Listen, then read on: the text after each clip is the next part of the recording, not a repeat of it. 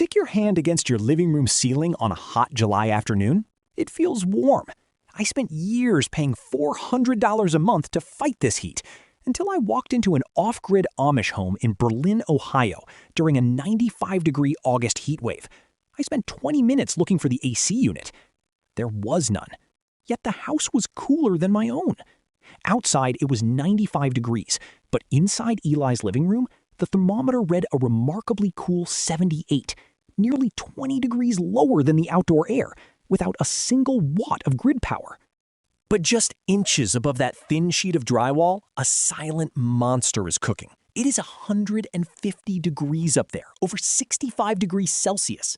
Essentially, a locked oven is sitting directly on top of your life, and every single month you are paying a massive premium to fight it. Here is the brutal truth about your summer power bill. Your air conditioner is not actually cooling your living room. It is paying a ransom to a fire raging right above your head. Research suggests that up to 93% of the heat pouring down from your roof is pure infrared radiation. It acts like a giant invisible microwave, beaming heat straight through your ceiling. Your AC is working itself to death just to keep that heat from crushing you. But it does not have to be this way. Deep in Holmes County, Ohio, a community bypassing the public grid has solved this. They do not have massive humming cooling units outside their homes. Yet their homes stay remarkably comfortable, even in the dead of summer. Their secret? A simple $4 mechanical thermostatic switch. Now, to be clear, this $4 part is just the switch, the automatic mechanical brain, not the entire solar fan system. But it acts as the trigger for a smart, passive ventilation setup. It allows them to cool their homes by bypassing the public grid entirely.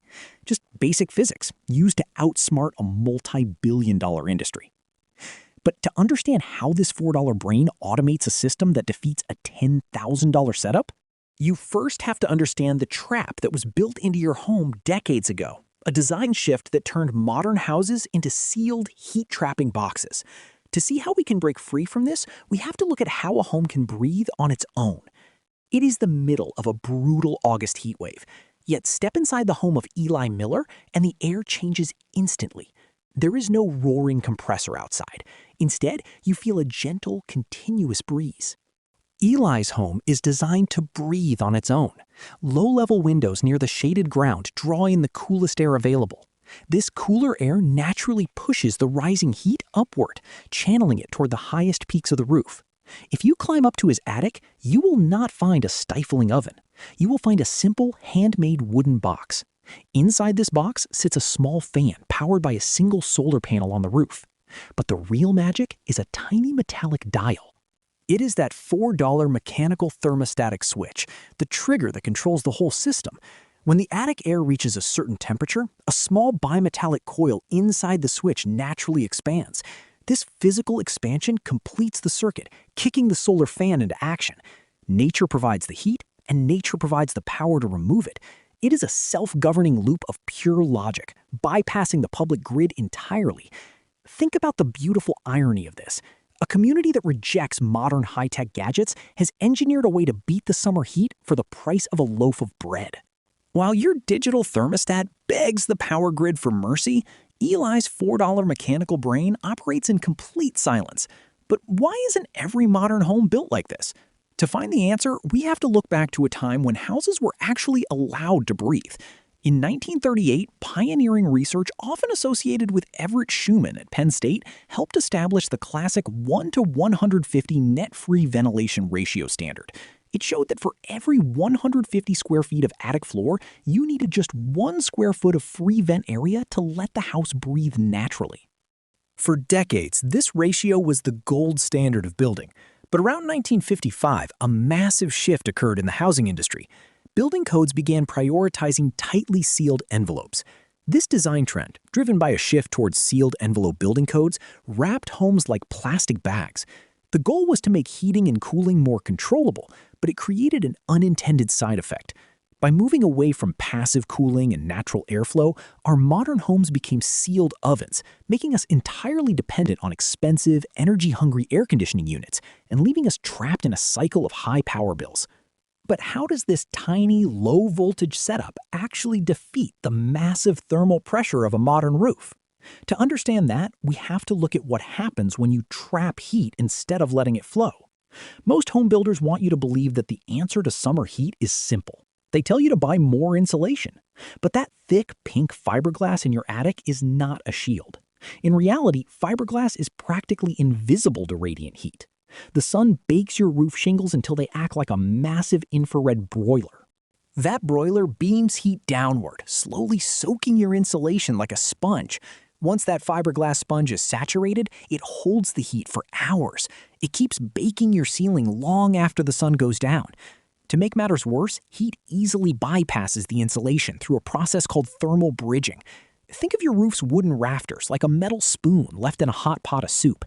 Even if you insulate between the joists, the wood itself acts as a direct thermal highway, conducting heat straight down into your drywall. But nature already designed a way to break this cycle. It is called the stack effect. Hot air naturally expands, becomes lighter, and climbs upward. If you give that rising heat an escape route at the peak of your roof, it will leave.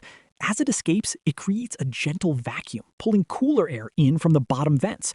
To make this passive engine work even faster, Eli uses that automatic mechanical brain we set up earlier. This science is incredibly well documented. Back in 1986, the Oak Ridge National Laboratory tested these dynamics. Their research confirmed that managing this heat transfer could slash cooling loads by up to 17%. Even NASA's Apollo program relied on similar radiant barrier principles to shield spacecraft and protect astronauts from extreme cosmic temperatures. If a thin sheet of reflective foil can protect an astronaut from the raw heat of the sun in the vacuum of space, it can certainly protect your living room. Your attic does not need a heavier blanket. It needs a throat to breathe. Yet millions of modern homes are built to keep this heat trapped inside. But here is the twist you were never supposed to find out. Your expensive insulation has a massive 20% hole in it. That hole is the wooden framing itself. Those joists and beams make up 15 to 25% of your attic ceiling. While you pack fiberglass between them, the wood acts as a direct highway for heat. The industry wants you to buy more fiberglass. But more insulation does not stop this thermal bridging, it just traps the heat inside. Meanwhile, a solution exists that costs only about 30 cents per square foot. A simple aluminum radiant barrier reflects 97% of infrared radiation. It does not store heat, it reflects it back toward the sky. But it requires one critical detail to work, a minimum 1-inch air gap. Without that pocket of air, the heat passes right through. Yet, you rarely see this 30-cent foil in modern home builds. Why? Because standard building practices often overlook simple radiant barriers in favor of bulk insulation materials. So, how do you actually build this passive engine yourself? It is surprisingly simple. You do not need an expensive electrician. First, we must clear the throat of your house. Go to your attic eaves and look for the soffit vents. Often, loose insulation completely blocks these pathways, choking the airflow.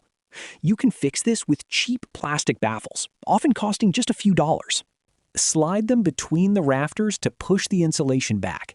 This instantly restores a clear channel for fresh, cool air to enter. Next, grab a roll of aluminum radiant barrier. Do not lay it directly on top of your insulation. Instead, staple it directly to the underside of your rafters. Make sure to leave a 2-inch gap between the foil and the roof deck. This gap is crucial. Without it, heat will transfer directly through contact, rendering the foil useless. Now for the active exhaust. Skip the dangerous high-voltage line-powered fans and use a safe, low-voltage 12 to 24-volt solar fan. To control it, we use that $4 mechanical thermal switch. Wiring it is as simple as snapping together toy blocks. Solar panel to switch, switch to fan. When the attic hits your target temperature, the automatic mechanical brain we set up earlier completes the circuit. The solar fan roars to life, powered entirely by the sun that is heating your roof. When the temperature drops, the circuit breaks and the fan rests. You are literally forcing the sun to defeat its own heat. But what about rain? What about bugs? A simple wire mesh screen keeps out pests, and positioning the louvered vent correctly blocks driving rain. Even strict HOAs can't argue with a hidden low-profile gable vent.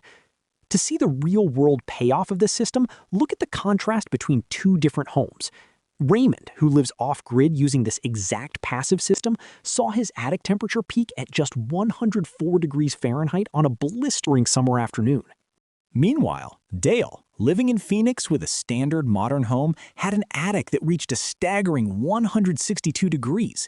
He paid a massive $560 electric bill that month, trapping himself in a high-cost, high-heat loop, while Raymond bypassed the public grid and stayed cool for next to nothing. It is a self-regulating shield that keeps your home breathing all summer long. But what happens when the power grid goes completely dark? When the fans stop, the Amish rely on a localized emergency cooling pod for their bedrooms, a system completely separate from the attic ventilation. It relies on a basic principle of thermodynamics called evaporative cooling. To build this localized emergency cooling pod, you need two unglazed clay flower pots, one smaller than the other. Place the smaller pot inside the larger one and fill the gap between them with clean sand. Slowly pour cold water onto the sand until it is completely saturated. Cover the top of the inner pot with a damp cloth. As the dry room air causes the moisture in the sand to slowly evaporate through the porous clay walls of the outer pot, it naturally draws heat away from the inner chamber. This simple, ancient process creates a localized pocket of cool air, acting as a small emergency food or body cooling aid in dry climates during a summer power outage. Independence is not about buying more power, it is about needing less of it. This is the quiet power of self-reliance. Once you learn to work with physics instead of fighting it, everything changes. You stop paying for their expensive Band-Aids. And this is only the beginning. The Amish don't just outsmart the summer, they beat the freezing winter using a masonry heating system that runs on just 2 logs of wood. Subscribe now, and we will build that next. Until then, check your attic. Let me know the temperature you find up there in the comments below. Stay cool and stay free.